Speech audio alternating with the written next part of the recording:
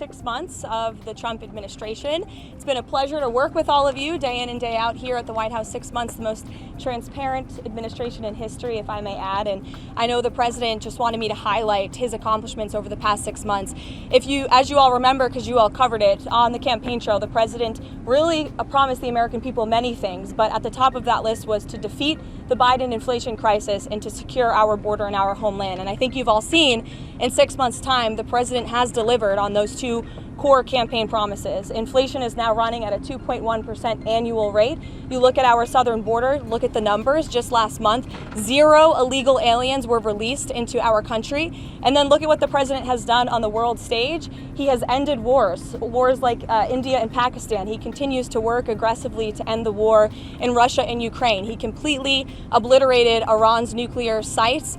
He has continued to hopefully negotiate a ceasefire between Israel and Gaza to end that conflict and release all of the hostages. We've seen many of the hostages released as a result of this president's efforts. And this president is working around the clock every day to deliver on the promises he made. You also look at some of the cultural issues, to abolish DEI from our federal government and our military, to effectively end men and women's sports, which is a huge common sense policy that the American people support. And then if you look at the president's strong executive orders that have effectively ended the chemical castration of young children in our country. Just today, Washington, D.C. Children's Hospital in this city has announced they are no longer going to be prescribing puberty blockers to minors. This is a huge win for America and our children. There's certainly more work to do, and the president is doing it right now, and he will continue for the next 3.5 years. But certainly we've accomplished so much in just 6 months, and I'm happy to take some questions. Go ahead. Was the president serious, or was he joking this weekend when he said he might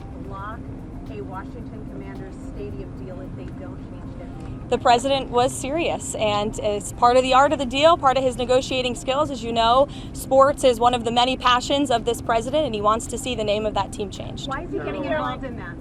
Why does he see that as part of his purview? I think you've seen the president gets involved in a lot of things that most presidents have not. He's a non-traditional president. He likes to see results on behalf of the American people. And if you actually poll this issue with sports fans across the country and even in this city, people actually do support the president's position on this and the name change. Michael. Thank you, Caroline. Michael, go ahead, and then Mary, you can go. Thank you, Caroline. What's the White House's reaction to Senator Chuck Grassley today releasing the formerly classified Clinton annex showing that the Comey-led FBI failed to fully investigate Hillary Clinton's use of a private email server, also failed to really look into thumb drives with potential national security risks on them, and emails from President Obama? It comes as no surprise, unfortunately, and I think that's why you've seen the FBI open up investigations into the individual you mentioned and some others as well. Caroline. Why hasn't the president just ordered the FBI to release the full Epstein files, just get it all out there? The president has said if the Department of Justice and the FBI want to move forward with releasing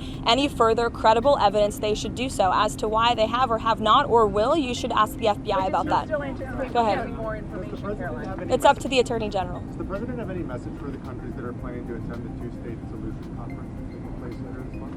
I'm not quite sure he has a particular message for those countries. I think the president's message on this conflict we've seen in the Middle East taking place for far too long that has become quite brutal, especially in recent days. You've seen reports of more people dying. The president never likes to see that. He wants the killing to end, and he wants to negotiate a ceasefire in this region. He wants to see all of the hostages released from Gaza. That has been a top priority for this president. Within this 6 months, we have seen many of the hostages released, including the last living American hostage, Edon Alexander, which was a result of this administration's diplomatic efforts and approach to ending this conflict. And again, this is another conflict that the president inherited from the previous administration, who was so weak and incompetent, it led to so much chaos and death around the world, but this president is focused on solving it.